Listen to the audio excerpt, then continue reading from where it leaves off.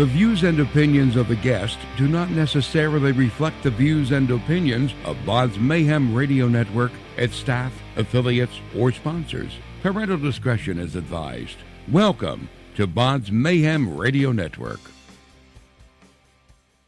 Hi there, this is Barbie Wilde. I'm best known for playing the female Cenobite in Hellbound, Hellraiser II, and for writing The Venus Complex and Voices of the Damned. You're listening to BODS Mayhem Hour. Welcome to BODS Mayhem Hour, your source for all hard rock, heavy metal, new metal, alternative, punk, horror punk, hardcore, rock, and all local bands, with your host, John the Bod, a.k.a. the Bodfather. Hey everybody, welcome to BODS Mayhem Hour. I'm your host, John the Bod, a.k.a. the Bodfather. Happy Halloween out there to all you little ghouls and goblets out there that's listening to the show. And today, it's an honor and a huge, huge privilege to have Miss Barbie Wilde on the show. She is an actress, author, producer, and she played in Hellbound, Hellraiser II from 1998. She was a Cenobite on there. And in my opinion, Hellraiser is in my top 3 horror franchises, and this is what kind of got me into the horror realm of stuff, because I went from John Carpenter's Halloween, and then the second we've ever watched was Hellraiser, and then I started getting in more in depth with that. So this is cool to have Barbie on here, and it's a huge honor and a huge privilege as well. So I mean, she's went through being an actress now to being an author and producer. She's also was a singer, guys. That's a cool part too. And she's worked behind the scenes on sets. So we're going to get in a lot of stuff here. So Barbie, how's it going? Well, it's going fine. And thank you for inviting me on your show. Not a problem whatsoever. So let's jump right into this. What led you to get into acting and becoming an actress? Was it something you wanted to do, or just kind of fell into place? Because I know sometimes that happens. Well, I was this horrible nerd at school, and I had no friends. And seems hard to believe, but no, I really was very, very shy. And I was cast in a school play when I was 12, and I played a teacher in a play called The Mighty Germ, where the cold germ comes and affects everybody in the classroom.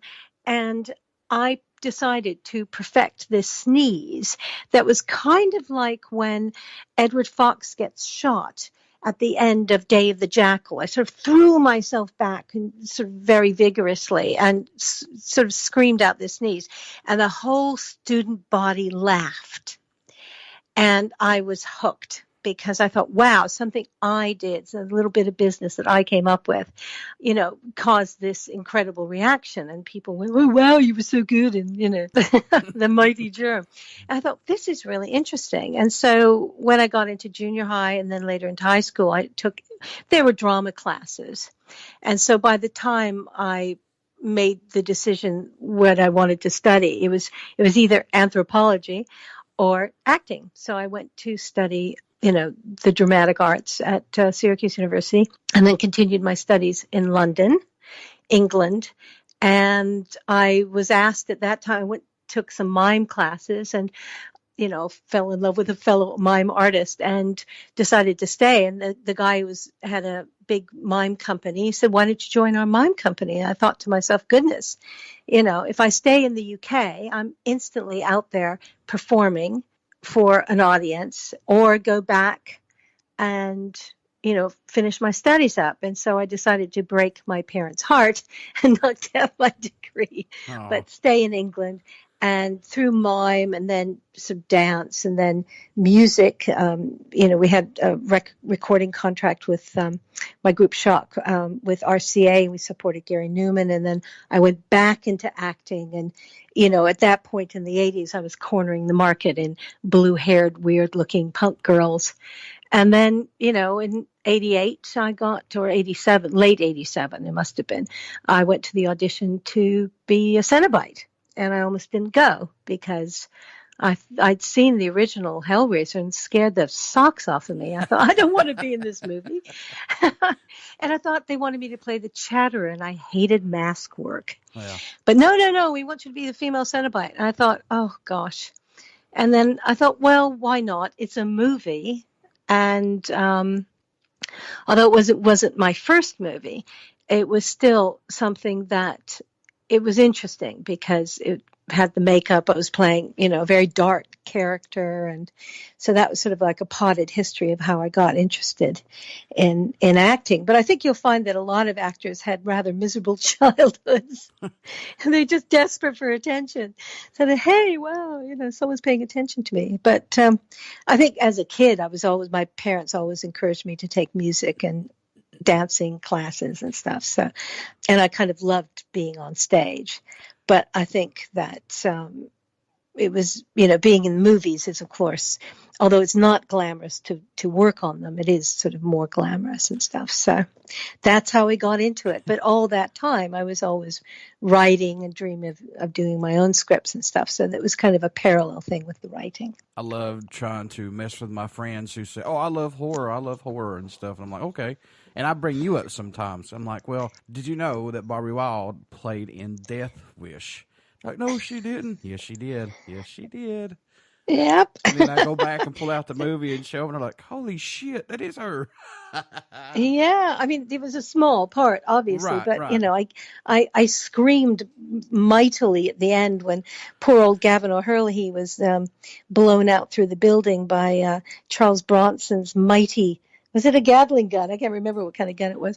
But it was, very interesting because obviously they were pretending it was New York, but actually it was just South London in the ruins of this hospital that they shot most of the scenes in. Mm-hmm.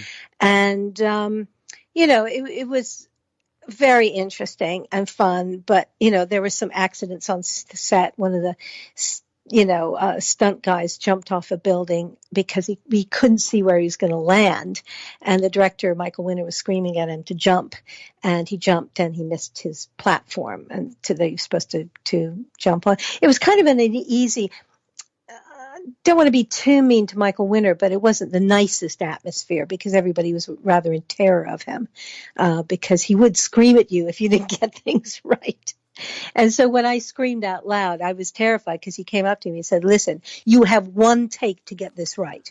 Wow. I can't waste time and money, if you don't get your cue right. So that terror on my face was real. Jeez. Oh, what a butthole. Well, he was a bit, because he sort of tried it on and wanted me to do a scene topless when it wasn't even in the script and stuff.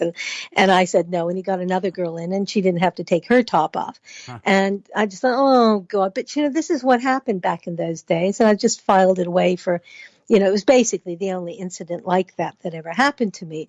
But it's a bit sad. But I think, a lot of directors with that kind of power, as we now know, would try things on. I said no. He said, okay, you can leave. I had one more day.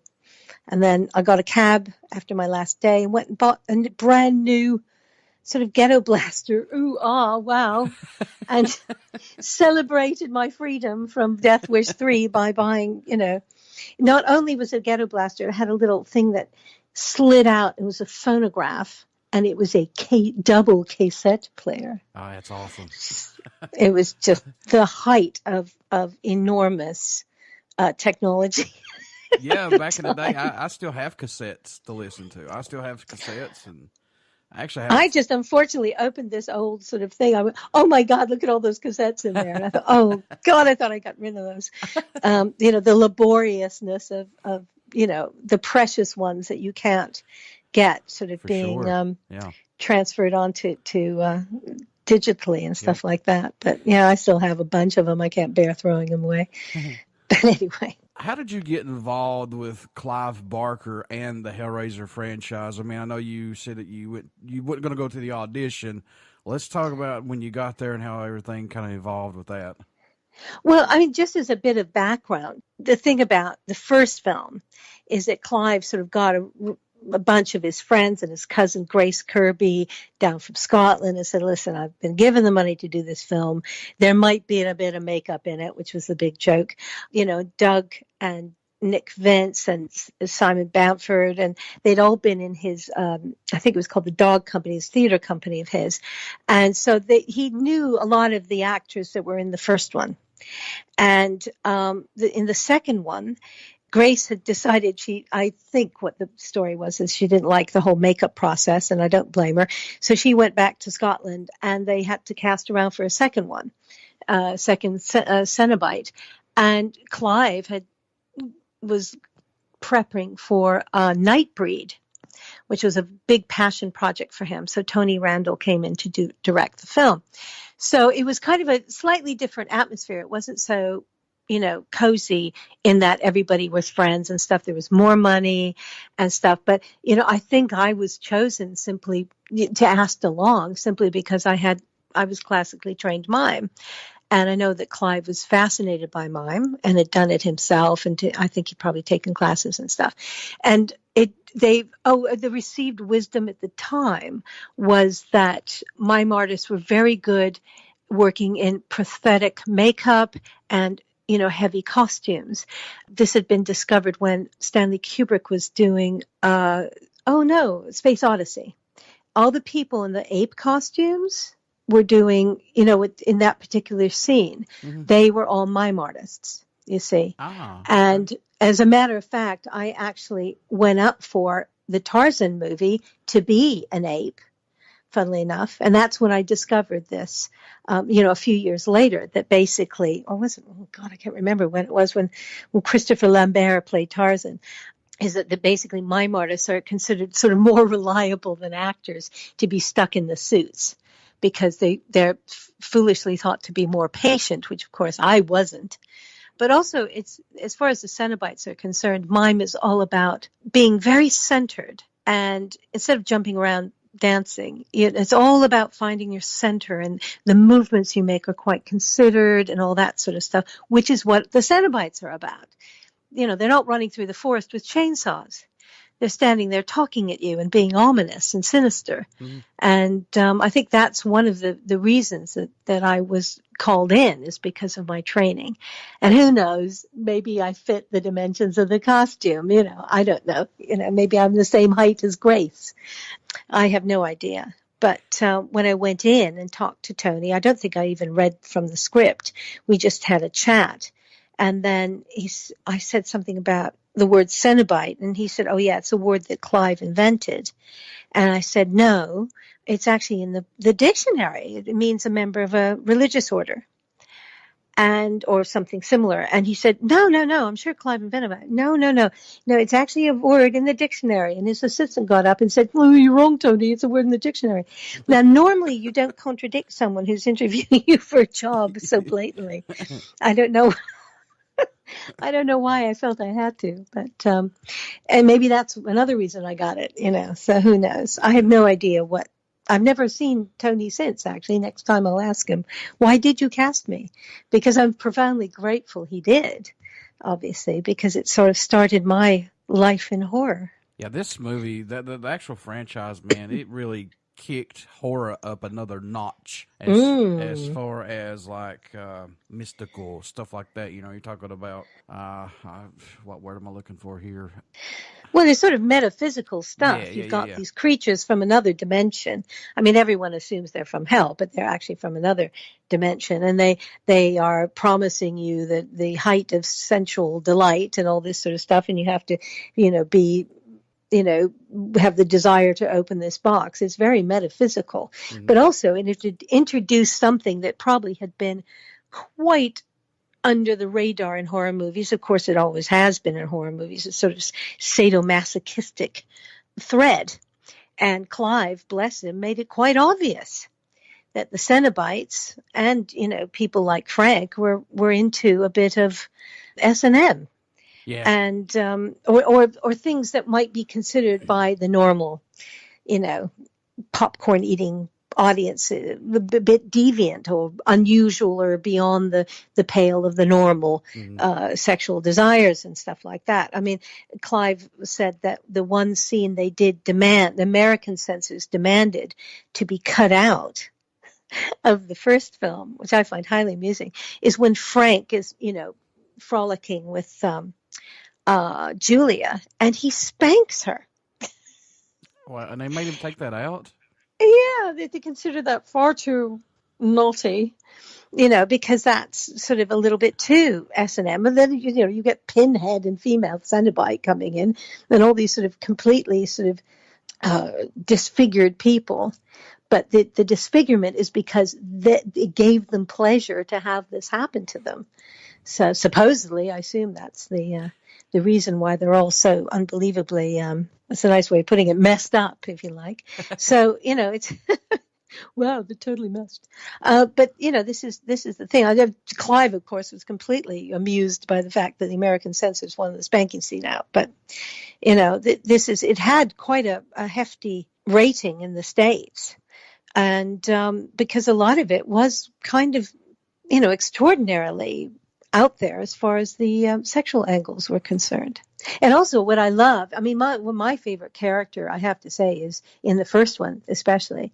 I love the Cenobites, but Julia, my God, what a narrative arc, mousy housewife to a woman who hits guys on the head with a hammer so she can get her lover's skin back. That's dedication. That's obsession.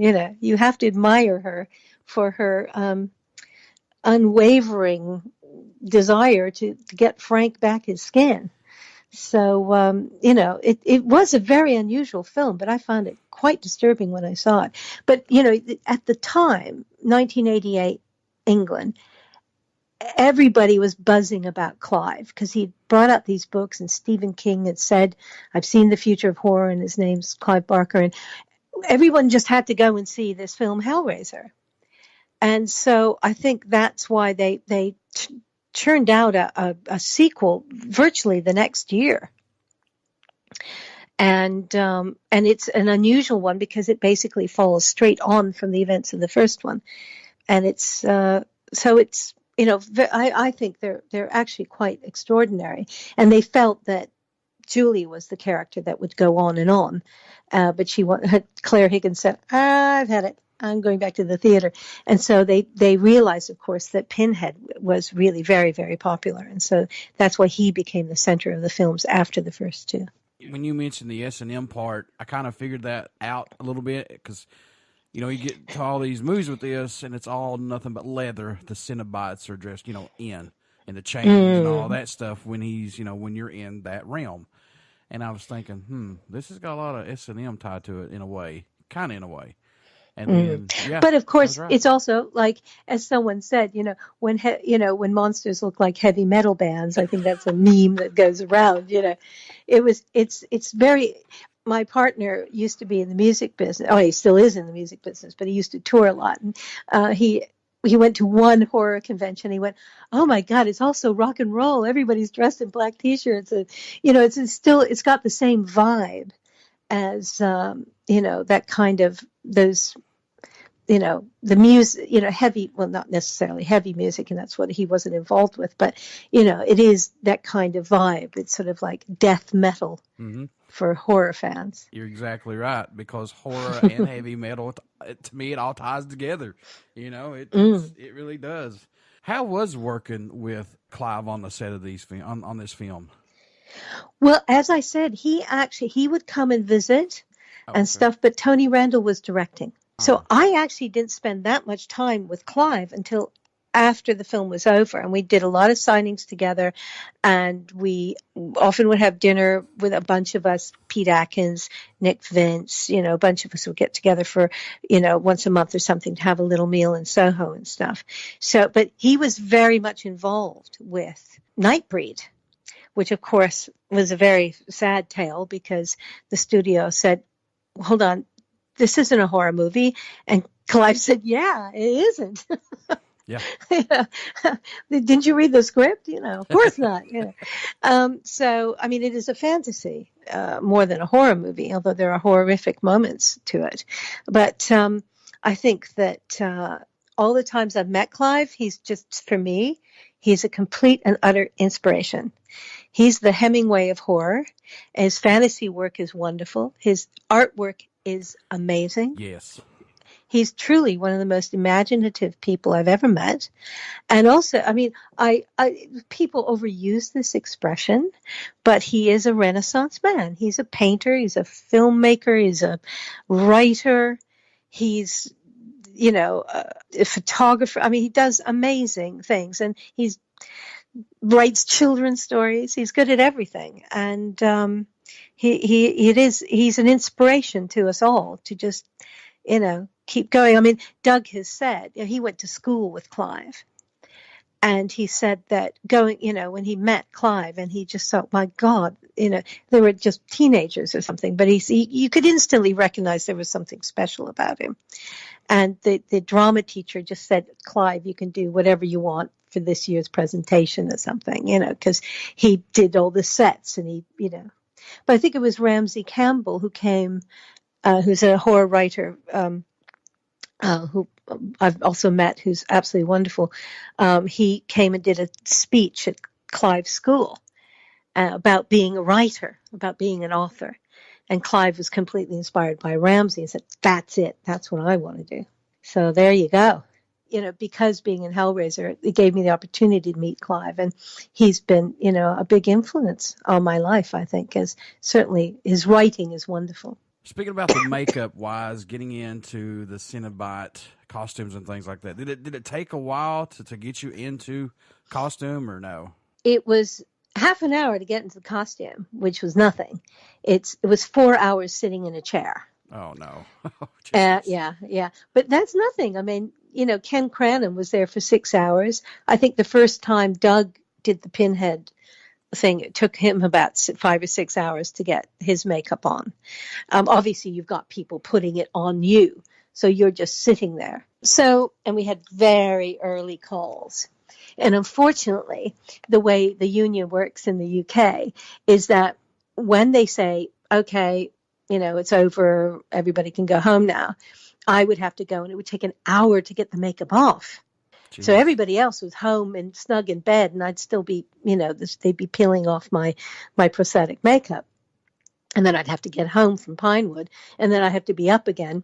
You have a certain amount of time you have to have. But, my time was cut into, and so I was pretty exhausted during the whole shoot, because if you have a few days consecutive, you're just not getting enough sleep. Mm-hmm. And, coming in and then you sit. I mean, some people like John Hurt, when he did The Elephant Man, he'd fall asleep in the makeup chair, because he was there for like 10 hours or something having his makeup put on. I wish I could do that. But no, it was pretty tiring just because you couldn't do anything. I can imagine. And then you wait around for 6 hours to get on the set, so that's the long and the short of it. But hey, that's the movie business, basically.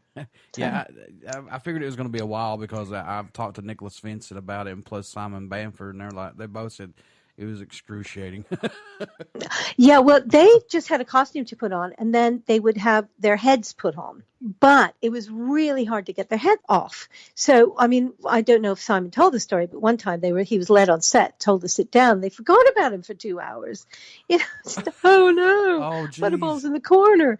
And it is nobody puts Butterball in the corner. But no, I think that they were sort of able to sort of walk around with their heads off, if you like, for a while. But then, but they also had early calls, because everybody wants to know you're there and you're all ready to go, even though for the most part, you still have to wait around for forever. But no, I mean, I think, but with every movie, it's like that. You tell me a movie where people don't have to be on set, on site by 5 or 6 in the morning or whatever. And Kate Winslet had some horrible stories to tell about the filming of Titanic. So, very late night shoots and things like that. So, it has to be done. You have to just keep on going till the thing's in the can. Otherwise you go over. I mean, that was the thing, getting back to Michael Winner. He always came in under budget and under time, and it shows. Bless his cotton socks. Anyway. Having a background in mime, and you're coming into this movie, did this allow you to kind of reach into your darker side to play this role? Did you like this, though? Well, it's funny because I've always had a sunny nature. And a friend of mine once said, Barbie's sunny nature hides some very dark things, because, all my writings, even when I wrote a dark crime novel, it was about the diary of a serial killer from his viewpoint, all this sort of stuff. And yes, I do have my moments. I don't think that it didn't bring out sort of darkness and stuff in me. I think that, but just to explain, at the same time I was filming Hellbound, I was also a very big-haired TV presenter doing movie review. I was given time to go off and do my movies and review movies and just write my show and put it on, And so you would see me with enormous, big, fluffy red hair as the 80s with the huge shoulder pads, sort of like Claire Higgins, but with red hair, because her shoulder pads were awesome in the first one. But when I first looked in the mirror during the makeup test, and what was looking back at me was a bald, corpse-fleshed female with this vagina throat. Let's not kid around. Yeah. And I knew my tears welled up in my eyes, because where's the big hair TV presenter? And I went, hold on, that's powerful. That's a very powerful image. Yeah. That's going to inform your performance, because, it was an extraordinary sort of meld of the design of the makeup and Clive's vision and stuff. Because if you read the original novella, the lead Cenobite is female. Yeah. She's got all sorts of, piercings and things going on with her.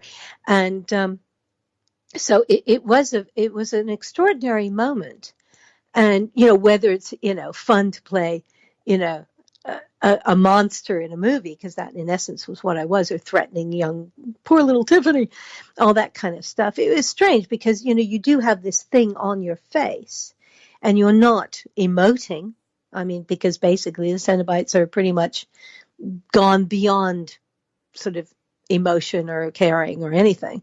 So it was a strange thing. I mean, my dream has always been able to, I'd love to play an assassin in a movie, but she's a nun. I don't know why. I always thought great disguise, because no one ever looks at nuns' faces. They always look at the outfit, What a clever disguise, But that's not going to happen now. But it was an interesting twist in a career that had taken in cabaret and, supporting Gary Newman and doing, Death Wish and other crazy things. So, but it was just, it was another job, and then I left and went back to doing TV presenting and stuff. And so it wasn't something that one, I don't like to bring my work home with me, if you know what I mean. Sure, yeah. So it wasn't something that I would sort of, I think being in the film was a lot less scary than seeing the first one, if you know what I mean. This last movie that came out about Hellraiser, would you have liked to seen Butterball come back, and plus the female Cenobite? Would you like to see them incorporated in this movie that just released a couple months ago?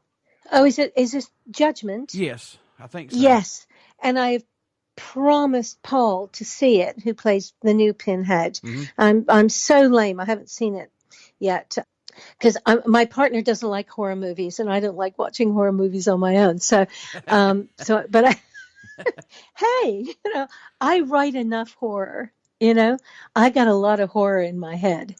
And so, but I am of a sensitive nature. I mean, what was it? I watched, oh my God, I watched the House on Haunted Hill the other night, the Vincent Price black and white movie, and I screamed out loud when that little old blind caretaker pops up. I mean, I nearly scared my partner out of his socks, and it's like, whoa, Barbie, it's just a movie. It's black and white. It's got Vincent in it. You don't have to be scared, So I take my movies very seriously. I'm there in the moment, so watching a horror movie on my own isn't high on my list of things that I particularly like to do. Although I probably will have to watch The Haunting of Hill House, the TV series, on my own, because I've heard so many great things about it, and he's not going to want to watch it. So, yes, basically, but what I'd love to see is a movie that's basically, Clive has written a new script for a new Hellraiser movie, and it would be lovely to have either all our characters in there, or, Doug back, or not that, I think Paul has probably done a fantastic job. He's a wonderful actor. But I think that it's, I'd love to see what Clive would come up with now, because I know he has written the script, but they decided to, they just don't want to spend the money on it. And it's a bit sad, really, because I think there's something out there that's probably a gem, because it's from the mind of Clive Barker. Sure. And it's not seeing the light of day at the moment. And they, these ones. Have you seen Judgment? What did you think of it? I thought it was all right, actually. Yeah, because from what I can gather, it's sort of like a CSI meets Hellraiser kind of thing. It starts as a police procedural sort of thing. It is. For your modern day reboot of it, yeah, it kind of fits the status quo, as I should say, on today, on how they make these horror movies from what I've been seeing. But I'm an old school horror guy. When you talk about Pinhead and Michael Myers and all this stuff, I'm still hoping to see all the old stuff from back in the day when those movies were created. Not this supernatural type deal that they portray, some of them. Well, I have to put my hand up and say I've only seen the first two Hellraiser films. So I think that, I would love to see them, but, it is, and I've written about the character of a female Cenobite in 3 short horror stories, so I'm very interested in it. And I'm interested in the mythology that Clive has created. But what I'd love to see is his touch on it again. But I really, really must see Judgment, actually, because it sounds like something. Because I love crime and stuff. So but this is like finding the right moment. I'll have to watch it during the day or something. I don't get creeped out. Barbie, what's it mean to you to be part of one of horror's iconic franchises and playing the female Cenobite? What's that mean to you when you look back on it? Well, it's, to be honest, for many, many years, I went from acting to being a casting director and then on to writing and stuff like that. And then somebody said, oh, do you want to come and do a convention? And I went to, because you were in Hellraiser. And I went, really? I had no idea they'd done, more movies and stuff. So I think it was when I did my first American convention, and all these, because it had been playing on the Horror Channel or something, and people would come up and said, you scared me to death when I was 8 years old. And I would always say, what were your parents thinking of? Because this is scary shit. But, I suddenly thought, gosh, I've actually, people have been scared to death of me. And, I suddenly realized that what I thought was a tiny little British cult movie had actually become, you have to remember, this is way before when I first, this is 2005. So the internet wasn't really that big back then. Exactly. And so it was, or 2003 or 4 or something. And so it was very interesting to see people's reaction to the movie. And so I thought, and then I got invited to a screening of it on the big screen again. And I went, wow, this movie is really twisted and wonderful. And I could appreciate it much more because I was, a little older and less skittish and freaked out by it. Of course, hey, there's Nico who scared the shit out of me in the first movie, but, hey, he's my mate now, So it was sort of, I could have a little bit of, distance from it and realize that, this is a wonderful film and you can totally understand why it absolutely has engaged people's imaginations over the years, simply because Clive created a new kind of monster.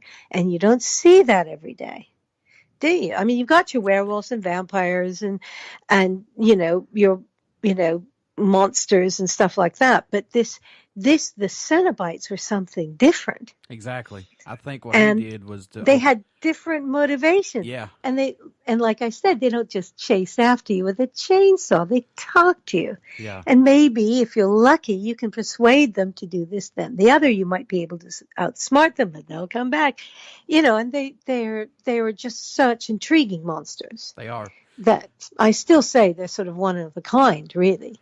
He gives you that little insight of what hell could be if you want that wants and needs that you're willing to give up, your soul and things like that to come and take it. It's I like that. I thought that was pretty awesome in a time but like that. I think one of the best lines from one of the two films is that, when we make our first entrance, and I had missed my plane. It had been delayed. I was coming back from visiting my folks in the States, and I was arriving.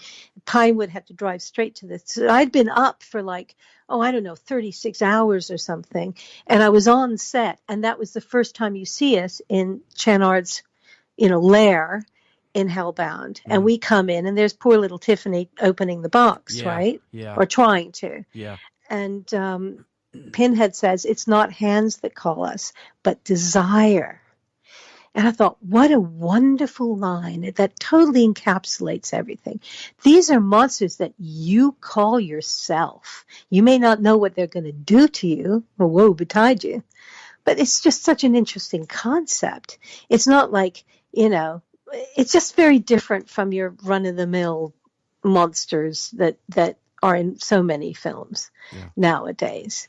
It's rare to see something that's so imaginative, as far as I'm concerned. See, and I think that's what captured people's imagination, and of course the box, the lament configuration, how glorious, and that creepy little tune. You can't get better than that. Well, it opens a schism into what? Let's. And everybody wants one. I'm sort of overwhelmed by them, but it's they're quite extraordinary invention, and by Clive. I love the line where he says, "We have such sights to show you." That's what grabbed me, and I was like, "Oh shit!" Yeah. And then you think, "Oh, are these sights that I want to see?" Me with no skin. Ow. Yeah. So it's it is a unique concept, and it's touched a lot of people in different ways, and that's, again, I think, because of its uniqueness. I thought this was kind of crazy. Now everybody knows that you're an author. Your book, The Venus Complex, was refused by the Edmonton Public Libraries to list it. Were you shocked by this, or kind of upset by this? Well, this is very, very interesting. I was being interviewed by someone, and she wanted to read the book, and she was in Alberta. And I said, well, I'll send you a copy. And she said, no, that's okay. I'll just get it ordered by my local library. She did that all the time. And they said, no, we don't want to order it in for you, and we don't do that kind of thing or something. And so I was outraged, of course, and I got in touch with them and tweeted about it, and they came back and said, well, we can't order in every book that's been requested. And then they really made the boo-boo by saying, we've got lots of edgy literature. And then they named Jack Ketchum, Clive Barker, John Skipp, Craig Spector, yada, yada, all authors that I really respect and love, and they're all male. And so I must admit, my book sales went up.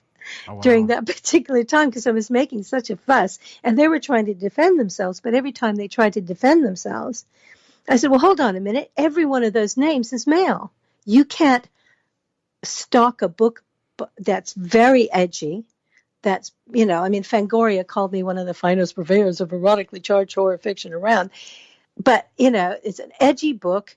It's, but it's by a female and by a Canadian. Hello. And they refused. To heck with them. But interestingly, I never got a review for The Venus Complex by Publishers Weekly. Publishers Weekly is this renowned entity, and they mostly review mainstream publishers. And my publisher at the time, well, I'm a very well-respected smaller press called Comet Press. And basically, they didn't bother reviewing it. Now, then the only review of note they said was from Fangoria. That's why. So you haven't been reviewed by Kirkus or Publishers Weekly, so we can't stalk you. That was the excuse. Jeez. So that was interesting learning curve because I didn't know any of this, And so when my publisher for my second book, Voices of the Damned, which is an illustrated collection of my short horror stories, he sent it off just as a matter of course, all the small publishers do, to Publishers Weekly. I got a starred review from them. And he was over the moon because he said, none of my books have ever been reviewed by Publishers Weekly before. And I thought, well, that's interesting. And so there's, a little bit more of a profile for Voices of the Damned simply because it got reviewed by this august body called Publishers Weekly. But the Venus Complex, of course, has been, reviewed by a lot of different horror entities, but they're not taken seriously by the mainstream still. Isn't that sad? It is. So, no, but it was funny because it did generate a little bit of controversy. And, my sales went up, so I'm happy. You can't mention Barbie Wilde without a little bit of controversy, folks. Well, exactly. It's funny because I was quite surprised that people really liked the book because I thought it was very, Michael, my serial killer, who's an art history professor, and he, has all this complicated plots and stuff. Uh-huh. But it is a diary. You're in his head, and he thinks about sex all the time because he's a guy. And I thought, well, I'm not going to, my interest is to explore the sexual mindscape of a serial killer. Mm-hmm. And so, but also he has these rants about politics and things, and I thought it would be, then I find some people agreeing with him. I'm going, oh my goodness, here's a serial killer, guys. But the fact is that actually he does make sense in his own way. But no, the reaction to the book has been fantastic. And, recently an actor, I gave it to him, forced it on him. And he said, oh, my God, you Baroque creature, you. It's grotesque and beautiful at the same time, which I thought, wow, I like that. That's a good review of the book. So, no, that was kind of interesting. Like I said, I was outraged, but in the end, it generated a little bit of publicity, which is no bad thing. As my father said, if you can't be famous, be notorious. Exactly. There you go. You mentioned something before we got started in this interview about coming to a certain age and being in the movie industry where it kind of slows down, and then you started changing to writing books and things. Let's talk about that a little bit. And did you want to just stay on the horror line of creating books like that, or did you want to, maybe go do something else with the books? Well, the narrative arc of my wacky career is that, I was acting, then I went into TV presenting. But by the time I was around 35, which is when most women get to that, it's very difficult unless you're Nicole Kidman or Judi Dench or any, Helen Mirren. Oh, we love Helen Mirren. But the fact is that you only really see Helen Mirren and Judi Dench doing older lady parts. I mean, there are a lot of ladies out there doing it, but it's very difficult. You've got to be 22 and nubile. This is what is expected. And so I thought, okay, I had friends and I'd worked with them, in their casting businesses. And so I went into casting and found that very depressing because I still had my hopes of being an actor, still wanted to do acting. I mean, Denholm Elliott had his breakthrough when he was 42 in Alfie. So I thought, hey, I could be 42 and still have my breakthrough. But no, it doesn't seem likely. But, I found after a few years of doing the casting thing that it was, I worked for MTV and did some commercials and stuff. And I found it it wasn't, although I was good at it and I earned some money doing it, it wasn't my bag, really. And so writing was calling. And then, I'd finished the Venus Complex, but it was just very difficult getting publisher for it. Because who was I? Former actress writes a book. Then I thought, I'll write it under a pseudonym. Who's this person? So it was like a bit difficult. And then bless their cotton socks, Paul Kane and Maria Reagan in 2009 asked me to write a short story for their anthology, Hellbound Hearts. And the story had to be based on Clive's original novella, The Hellbound Heart. And he said, it'd be so great if you could give a female perspective. And I said, but, the book, my Venus complex had been finished. Like I said, I was just looking for a publisher to understand me. I said, well, I only really write crime, Paul. Sorry. And he said, no, go, please, give it a go. And I wrote the short story in a week. I had an idea and wrote it. It was about a female Cenobite. She was a nun, and she desperately wanted to join the Order of the Gash. So, I sent it to him. He went, oh, my God, this is the first story we've got. If the rest of it is going to be like this, it's going to be a hell of an anthology. So what happened then is because it got some good reviews, and it was a Simon & Schuster, a big publisher had released it, more people asked me to contribute to their anthologies. And so what I was doing in music biz parlance, I was releasing singles before my album came out. So 3 years later, when, I was looking around, it was Paul Kane who suggested Comet Press, and I sent it to them, and they said, we love Hellraiser. We love the book. We'd love to publish a book. But by that time, I'd garnered enough good reviews for my short horror stories to say, hey, I'm not just this out-of-work actress trying to write, So it was an interesting journey for me because, and like I said, I would never have chosen to written horror, but Paul and Marie persuaded me to do it. And then another horror anthology came up, which was Phobia. And I wrote a story called Urea Phobia about a Greek myth obsessed woman who has, it had to be about a phobia, but my greatest phobia is home invasion. So it was about home invasion. And that got some wonderful reviews. And so, it sort of built towards releasing the novel, which was perfect, really. And then, eventually releasing a collection of short horror stories. I think there are 11 of them in there. So you and Chris Alexander are producing the movie Blue Eyes, which is in pre-production now. Yeah. Chris Alexander is also directing this movie. How was working with him and coming together and collaborating with him on this? Well, I approached Chris because he'd published an interview with me and Simon Bamford in Fangoria. And I just happened to come across a video of him promoting Fangoria on YouTube. I didn't even know that was up there. And so I messaged him on YouTube and said, oh, I've got a book out. Would you like to read it? And so he went, Jesus, yes, I adore you. I, just love Hellraiser. So I sent him, a box of books, basically, the Venus Complex plus a bunch of others. He did a feature on my writing, which was wonderful. Of course, a few questions about Hellraiser, but it was mostly about my writing.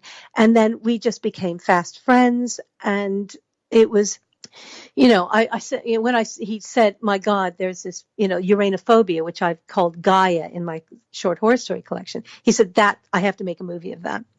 But then I wrote this short story for the Green and Pleasant Land anthology called Blue Eyes. And I knew he'd love it because it's kind of got this fever dream feel to it. And because he loved Under the Skin, the film with Scarlett Johansson. Have you seen that? I don't think I have, actually. Ooh, that's a real, very Italian sort of that genre of horror film where it's really dreamy and weird and screwed up. Under the Skin, Scarlett Johansson. It is. You should try it because this is like Under the Skin meets Barfly. Okay. That's my little sort of mix of what this is. Okay. And I knew he'd like it. And he said, let's make the movie. So we've been working on the script, and he's gotten, a sort of basically an independent Canadian studio production company interested in it. So we're sort of in the sort of getting the finance phase at the moment, and have been for a few months. But, I know these things can take years. So, but it's very exciting. And if things work out, we could, it's going to be, filming soon. We've got some cast members, but no announcements yet. And so it's sick and twisted and weird. And, it's basically a Barbie Wilde story. Necrophilia is good for the soul, even if you don't have one. That actually has nothing to do with the story, but it does a little bit. But it sounds like a good little sort of tagline. So it's just so odd, and it's very unusual. I haven't seen a film like this. I mean, I like to try and think that what I do is sort of a little bit out of the norm. I mean, even my vampire story in my collection is called Valeska. My vampires don't drink blood. They don't sparkle. Have you read the collection? No, I have not got. Well, I'll have to send you a copy, won't I? Yes. I've came across this quote, Chinese proverb: 1 drop of semen is equal to 10 drops of blood. Oh, wow. So there's a clue to what my vampires consume. So it's just, yet again, I'm sorry, it's just a sick and twisted merry romp through vampire land. So I think it's really, if I ever wrote a werewolf story, I'd have to twist it into something different and odd. Yeah, you got to up your game on that one. Yes. So when you started doing these conventions and you see people lined up to meet you and talk to you about being in Hellraiser and plus your books and everything, what's that mean to you when you see this? Well, it's very moving, actually, because you have to, Hellraiser was 30 years ago, gulp, this year. Yeah. Right? Yeah, yeah. And Hellbound, sorry. Hellraiser is 31 years ago. So that you've got all these young people, especially when you get all these new franchises like Bates Motel and Walking Dead and, horror is really in at the moment. American Horror Story. It's very moving to see that people still care about the Hellraiser thing. But like I said, it's a unique vision. And I've talked to filmmakers now, like the Soska sisters, and they say Hellraiser is one of their favorite films. And I love their work, and they're going to be doing an amazing reboot of Rabid, Cronenberg's Rabid, which I'm eagerly looking forward to. So it is, there's young people out there who've seen it and they've been inspired by it, and I just think that's absolutely wonderful. It's very moving. And it's great when people come up and say, I love your writing, or they say, oh, I didn't know you'd written a book, and they buy my books, and that they leave little reviews on Amazon and stuff. And it means I'm reaching them not only with the work I did 30 years ago, but what I'm doing now. And, because they're horror fans and I'm writing horror, that I can hopefully appeal to a new generation with what I'm doing, not only what I was in 30 years ago, for which I'm profoundly grateful, because it's, again, at least I was in a movie that was very unique. It was, the first 2 movies were so unique.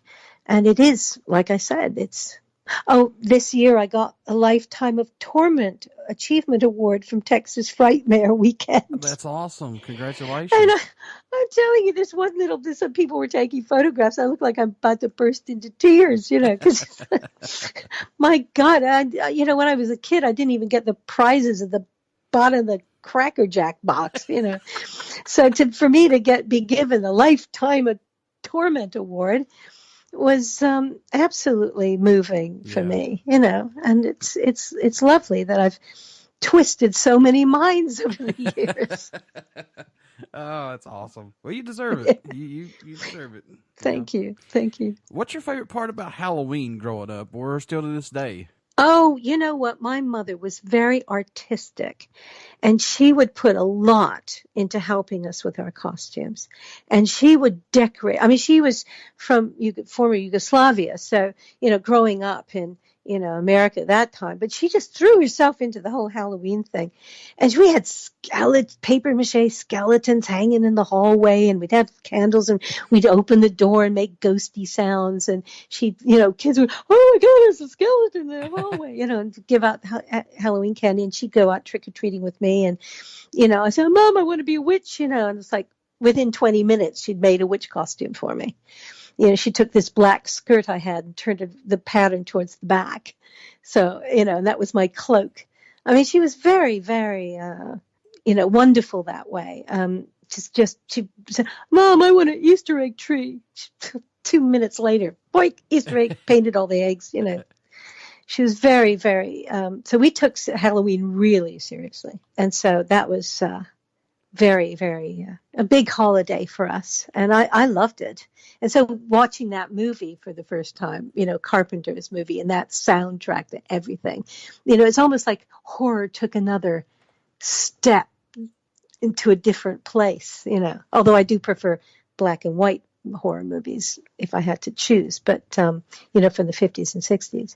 But no, it was a very, very important time for me. I loved it. And of course, all that candy.